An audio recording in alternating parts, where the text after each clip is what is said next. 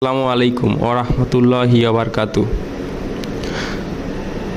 ঘরে যদি কোনো জিনের অস্তিত্ব বিদ্যমান থাকে এবং তার সাথে মোকাবেলা করার মতো শক্তি আল্লাহ তাআলা বিড়ালকে দিয়েছেন। বিড়ালটি জিনের সাথে থাকা নেগেটিভ এনার্জিগুলোকেও শোষণ করতে পারে। শুধু তাই নয়, বিড়ালের শরীরে আল্লাহ এমন একটি ব্যাকটেরিয়া দিয়েছেন যা কিনা আমাদের আশেপাশে থাকা সব ধরনের নেগেটিভ এনার্জিকেও শোষণ করে নেয়। এছাড়াও বিজ্ঞানীরা বলেছেন, আমরা যখন রাতে ঘুমাতে যাই তখন ঘরে পুষে রাখা বিড়াল সারা রাত ধরে আমাদের শরীর থেকে নেগেটিভ এনার্জি শোষণ করতে থাকে। আল্লাহ রব্বুল আলামিন বিড়ালের মাঝে কিছু বৈশিষ্ট্য দিয়েছেন, যার কারণে এমন সুন্দর একটি মাখলুক আমাদের রোজকার জীবনের অংশ হয়ে উঠেছে।